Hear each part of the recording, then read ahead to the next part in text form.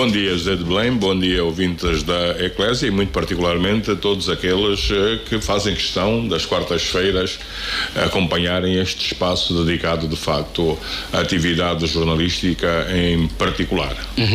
Reginaldo Silva, antes de passarmos para a Maca, gostava que nos fizesse uma análise em relação a essas manifestações, né, por ocasião do dia 3 de maio, fundamentalmente as declarações que foram feitas pelo Sindicato de Jornalistas Angolanos.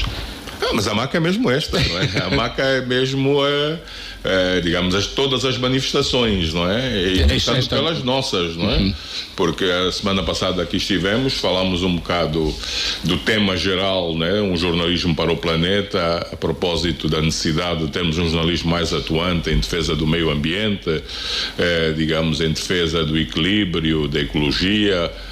E de facto o jornalismo é importantíssimo nessa alerta permanente dos poderes públicos, económicos e outros, né?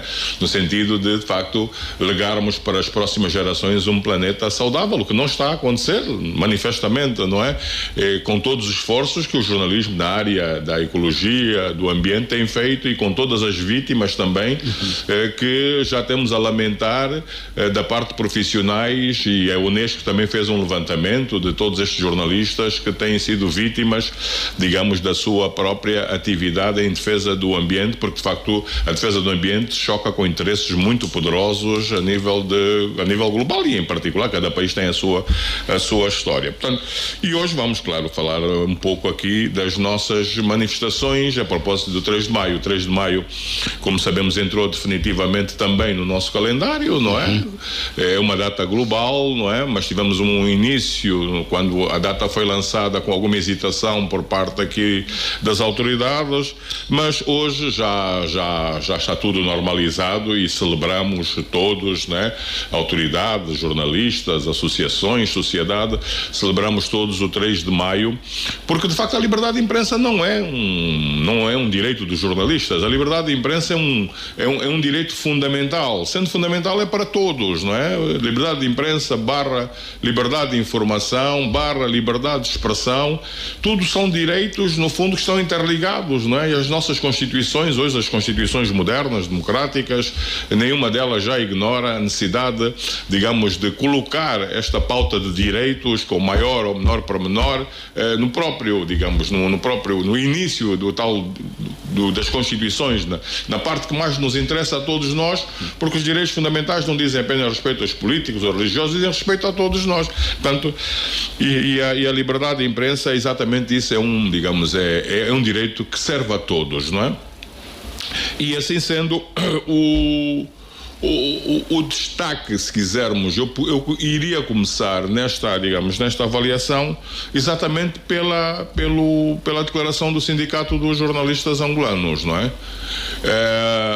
O Sindicato de Jornalistas Angolanos, antes de entrar também deixa-me fazer um resumo, que é para não ser injusto, né? Houve muitas declarações, né? Do sindicato, do MISA, o governo fez uma declaração, o MPLA fez uma declaração, a UNITA fez uma declaração. Lamentavelmente o conteúdo destas declarações não teve o melhor tratamento. Eu não acompanhei o tratamento que a Eclésia nos seus espaços jornalísticos deu a essas declarações todas, mas houve uma profusão grande de declarações e é importante sempre digamos, entrar no conteúdo dessas declarações ou dar-lhe o destaque, porque eu acho que às vezes aquela leitura que se faz na íntegra das declarações, sobretudo a mídia pública em relação às coisas do governo e do partido no poder, tem aquela coisa de fazer a leitura. É bom dar-lhe o tratamento jornalístico, é bom pedir uma opinião de alguém sobre o conteúdo destas declarações para a gente, digamos, gente público, né? Porque estamos a falar do público. O público são milhões de pessoas, milhares, centenas de milhares, cada um com os seus interesses, né? E temos que tirar ali uma mediana. E eu critico um pouco essa cena da declaração lida na íntegra. Não faz muito sentido isto, não é? Ok, que se publique, agora já temos os sites, cada organização tem o seu espaço digital, mas a comunicação social deve de facto dar um outro tratamento. Portanto, dito isto, vamos então à declaração. Vamos então, sim. a do Sindicato dos Jornalistas, até porque este espaço é um espaço gerido também pelo Sindicato dos Jornalistas, que eu sou membro, não é? Sou membro fundador, e a declaração do Sindicato dos Jornalistas começa com uma outra organização da qual eu também sou membro, que é a ERCA, não é? Que é a entidade reguladora da comunicação social, né? E a declaração do sindicato lamenta efetivamente a ineficácia desta entidade, não é? Digamos que a ERCA, sendo uma entidade independente, né? Aquela que de facto deve atuar na gestão deste direito fundamental, no que é possível gerir, não é? Nem sempre é possível gerir tudo. O Sindicato dos Jornalistas lamenta a ineficácia dessa entidade. Como sabemos, a ERCA vai a caminho do seu segundo ano, digamos, de mandato expirado, né?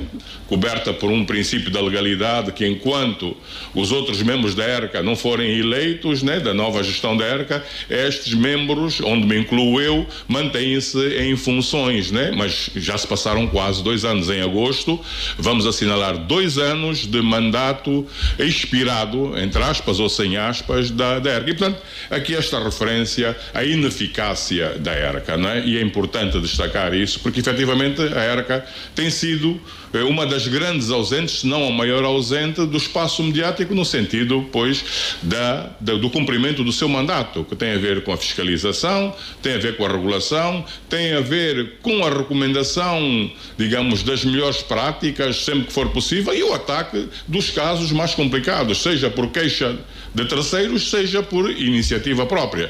E não verificamos isso, não é?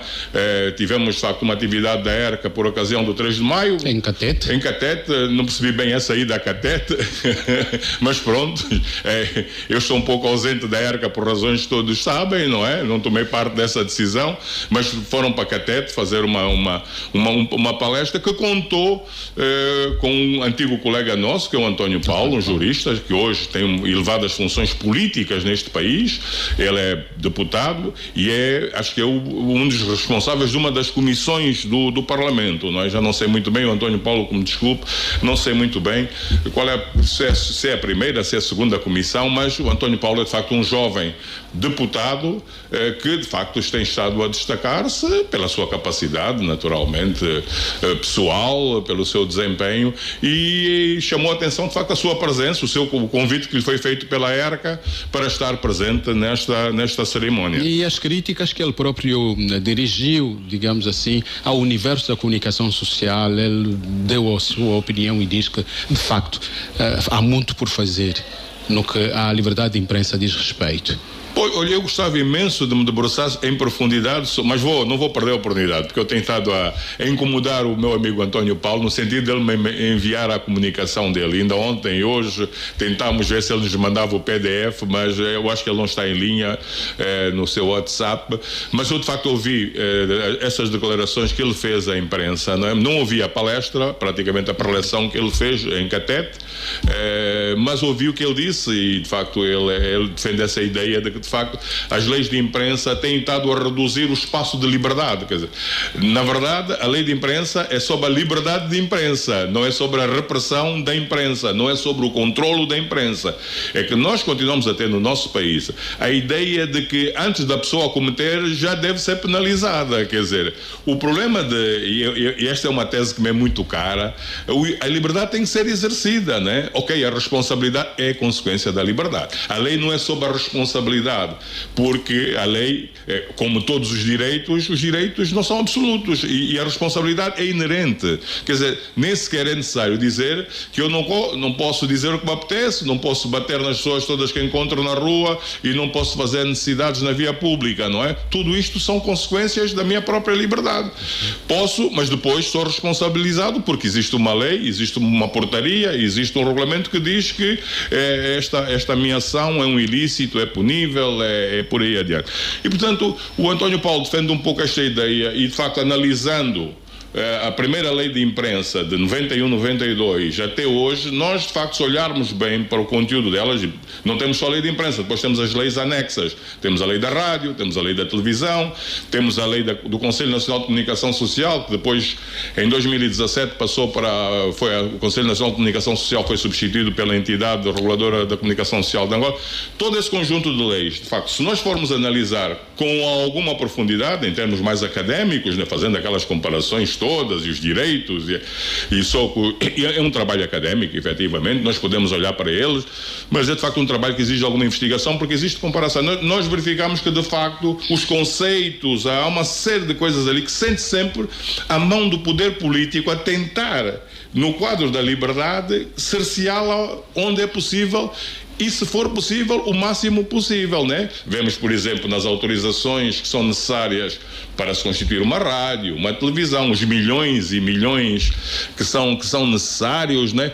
Tudo isto denota, de facto, o receio do poder político em gerir esta relação com a liberdade de imprensa. E o António Paulo, de facto, como eu disse, não ouvi como é que ele abordou a questão na palestra, mas o que ele disse, de facto, faz todo sentido para mim. Eu também tenho olhado, eu tenho a primeira lei, nem todas as pessoas hoje já têm a primeira lei, eu até tenho num caderninho uma primeira brochura, foi a brochura do multipartidarismo, onde é que estão as primeiras leis aprovadas no quadro da abertura, em 91, 92, e de facto nós sentimos isso. E portanto aqui esta nota do António Paulo, que é da maior importância, porque efetivamente as leis, a lei de imprensa e o famoso pacote da comunicação social está sempre a ser revisto, né?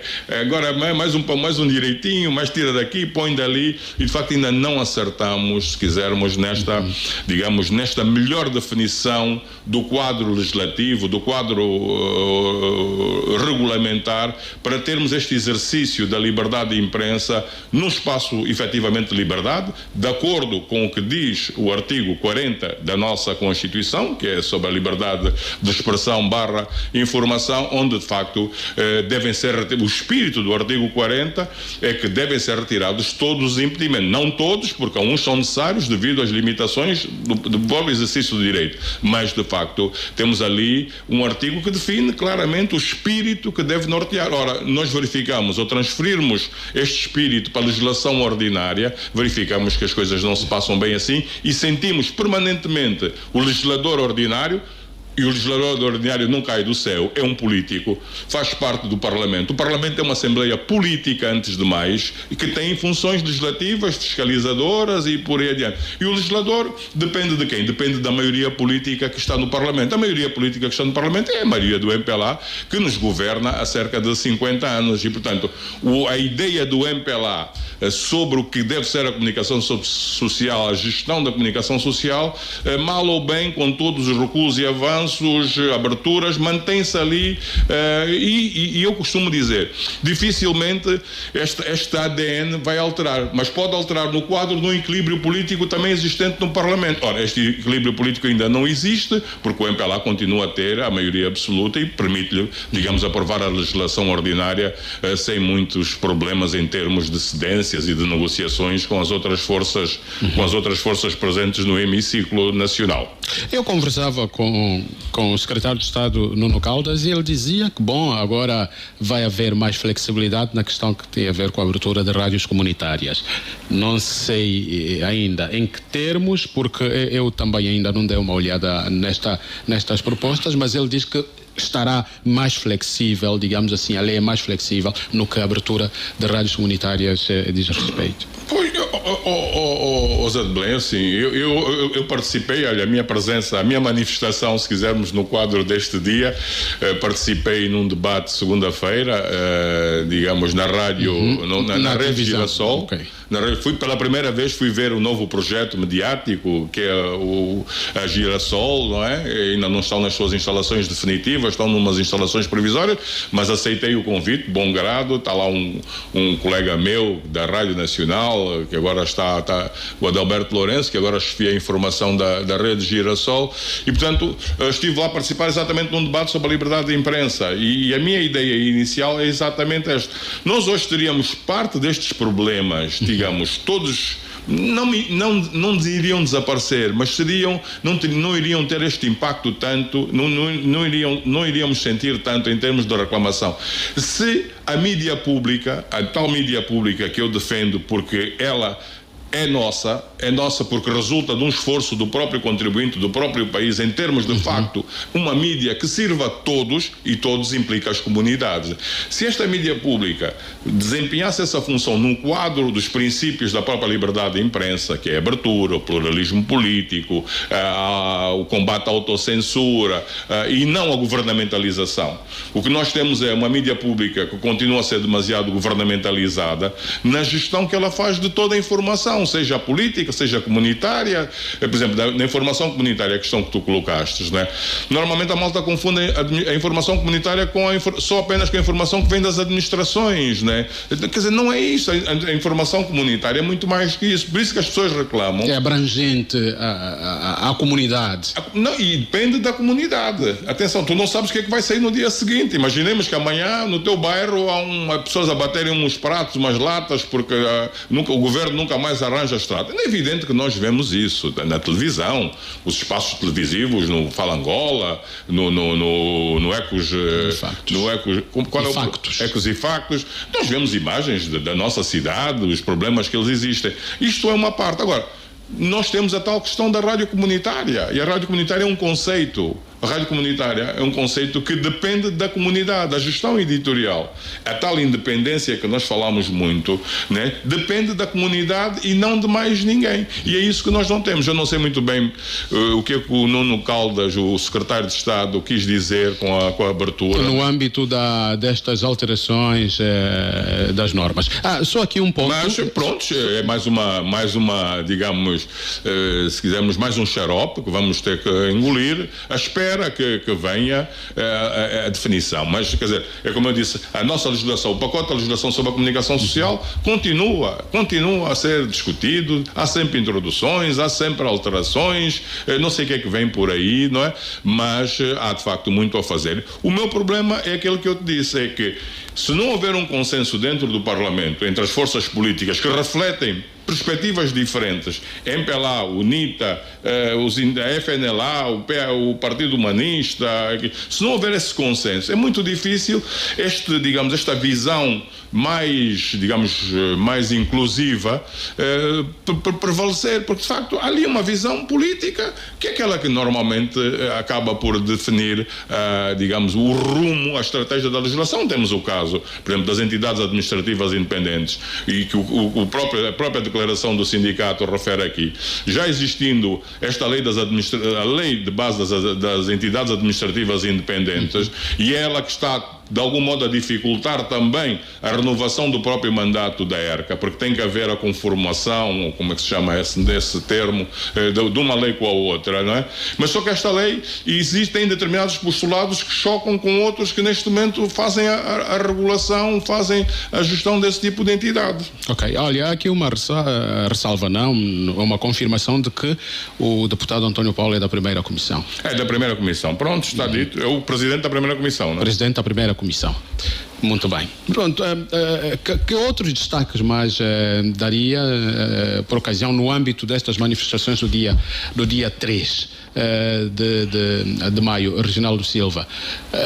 Há estas intervenções, sei que o Reginaldo não esteve nesta atividade, mas houve também uma intervenção do embaixador americano. Por razões de tempo vamos obviamente passar numa outra ocasião, mas ele também defendia essa questão que tem a ver com a liberdade de imprensa ser assim o motor para o desenvolvimento. No fundo não é nada que nós não tenhamos já dito aqui, mas o reforço e ser em palavras vindas do embaixador norte-americano em Angola, um país cuja importância do ponto de vista geoestratégico nós conhecemos muito bem, as relações que tem com Angola. Sim, desde logo destacar a iniciativa do Sindicato de Jornalistas também, ao ter instituído este prémio, o Prémio da Liberdade de Imprensa, que foi vencido pelo Israel Campos, um jovem jornalista, filho, eu chamo chamar dos nossos filhos, não é? Já está esta geração dos nossos filhos a assumir a liberdade, a gestão da imprensa, digamos, o desempenho enquanto jornalistas. Desde logo, esta nota alta, caixa altíssima para o Sindicato de Jornalistas, instituiu o prémio, conseguiu os patrocínios, não é? Para dar o prémio. Nós às vezes ouvimos lá fora quem ouve falar do 1 milhão de kwanzas dizer, pá, isto também estão a exagerar, não sabendo que 1 milhão de kwanzas hoje não passa dos $1.000, né, em termos de valores mais ou menos equiparados, né? Mas, de facto, temos aqui uma iniciativa, não é? Uma iniciativa que vai na sua... Eu não acompanhei muito bem o regulamento, lamentavelmente não pude estar presente, fiz saber ao Teixeira que me tinha convidado para estar presente na cerimónia deste prémio, não pude estar presente, né? Mas acompanhei de facto a cerimónia, e a presença do governo através do secretário de Estado da Comunicação Social, Nuno Caldas, também foi uma nota da maior importância, não é? No sentido de termos de facto a sociedade toda, seja política, seja civil, seja diplomática, digamos, a reencontrar-se neste dia, não é? Que é o dia de todos nós, no fundo, o dia da liberdade de imprensa, o dia mundial, o dia nacional. A liberdade de imprensa reúne todos, quer dizer, se há um espaço onde todos nos encontramos e devíamos encontrar mais vezes e em pé de igualdade, é exatamente a imprensa, e no exercício da liberdade de imprensa. Aliás, já chegamos todos à conclusão que mesmo a própria atividade política, se quisermos, né? A própria atividade religiosa hoje cada vez mais depende da mídia, não é? Depende das televisões, depende das rádios, e portanto foi muito bom termos neste prémio todos lá presentes, não é? Todos disponíveis para, pelo menos, nem que for uma vez por ano, no 3 de maio, ao nível da comunicação social, estarmos todos juntos, discutirmos o que há para discutir, questionarmos, promover outro tipo de debates, mas sobretudo ter a abertura suficiente, sobretudo do lado do governo, que é a parte que é mais importante. Quer dizer, nesta equação é a parte política mais importante, e nós temos um governo que como eu disse, temos uma maioria absoluta, portanto há um poder político aqui muito estável do ponto de vista da gestão da coisa pública, e portanto é da maior importância que nós vemos sempre a presença do governo. No nosso debate também gostaria de destacar isso, na Rede Girassol também tivemos a presença do Demba, que é o porta-voz, se quisermos, ou diretor nacional de comunicação do Ministério de Tutela, e portanto acho que este ano foi mais abrangente. Quer dizer, digamos que o governo, não é que nos anos anteriores não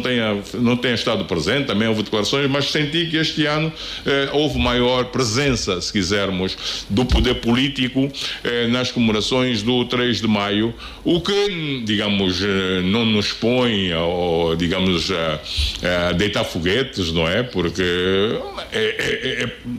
espero que não tenha sido apenas protocolar, mas é importante sempre destacar, porque nós temos de facto alguma dificuldade nesta relação, neste diálogo com os poderes públicos, e se melhorarmos essa parte, se calhar também já avançamos mais um bocado. Já para terminar, Reginaldo, e as manifestações não foram só de entidades ligadas, vamos assim considerar, à sociedade civil ou ao secretário de Estado, há também pronunciamentos do ministro, mas este foi questionado em relação, aliás, o secretário de Estado também foi questionado em relação ao facto de Angola ter ascendido mais lugares no ranking da Repórteres Sem Fronteiras. Há o reconhecimento de que, bom, é bom lugar, estamos a subir, é bom, mas que há um trabalho que deve continuar a ser feito, e isto dito pelo secretário de Estado e pelo próprio ministro. Pois eu acompanhei também a posição do Teixeira Cândido, do secretário-geral. Quer dizer, se nós olharmos para o quadro global, já que estamos a falar do Repórteres Sem Fronteiras, também antes de mais uma nota importante. Antigamente, lembro-me, há uns anos, né, quando a gente falasse desses relatórios da amnistia, éramos quase acusados de ser da CIA, não é? Contra-revolucionários, pró-imperialistas e tal. Felizmente, esta parte da CIA e dos mercenários já faz parte do passado, não é? Faz parte de uma trajetória que temos e não nos podemos esquecer dela, mas faz parte do passado. Felizmente que hoje as autoridades locais e todos nós passamos também a valorizar mais estes rankings, né? Se existem rankings da economia, dos países que estão em risco de crédito e por aí adiante, também existem esses rankings, e o governo aderiu também e começou a valorizar e não hostilizar. Antigamente o governo hostilizava, o poder político hostilizava esses rankings porque Angola estava sempre muito mal classificado, e continuamos mal classificados, como como é evidente, né? Se olharmos para o mapa do Repórteres Sem Fronteiras, temos as cores, né? Temos as cores mais claras, as mais escuras, e Angola continua ali num vermelho mais ou menos escuro. Alaranjado, um vermelho... Laranjado que ainda não saiu, digamos, do purgatório, se quisermos. Ainda estamos ali, digamos, sob uns 10 lugares, baixa uns, mas pronto, nós sabemos que se olharmos bem para a mecânica destes rankings, eles às vezes dependem de um item, sobe mais um bocado, deixe-se, e tudo isto complica. Agora o importante é sairmos daquela fronteira, não é? Passarmos aquela fronteira do vermelho escuro ou do tal alaranjado, já não me lembro bem das cores. Ir no mais claro, né? A Namíbia, por exemplo, está com uma cor amarela, a África do Sul também a cor amarela. Pois, são cores mais leves. A nossa é cor de tijolo. Tijolo é um bocado escura, né? Portanto, o importante é sairmos desta fronteira dos países ainda problemáticos do ponto de vista da liberdade de imprensa, do ponto de vista deste direito fundamental, e darmos o tal pulo, né? E por isso é que há o tal caminho, há muito caminho ainda a fazer, sobretudo ao nível dos marcos regulatórios, né? Porque enquanto a legislação for essa legislação que, em vez de pensar em abrir, pensa em fechar, né? É evidente que eu percebo as dificuldades de quem gera, porque tem responsabilidades em impedir as fake news, as calúnias, tudo isto são coisas muito importantes. Eu não subestimo isso, atenção. Agora, nós primeiro temos que definir o quadro claro do exercício da liberdade a todos os níveis. Ok, pronto, Reginaldo. Muito obrigado pela presença. Até a próxima semana. Nós temos que definir ou temos que regressar àquela maca, porque os ouvintes receberam a nossa promessa. Sim, vamos lá. Então tens de me fazer recordar mais vezes isso. Se calhar vamos ter que acertar melhor, que é para estarmos aqui na próxima quarta-feira para pagar essa promessa. Com certeza.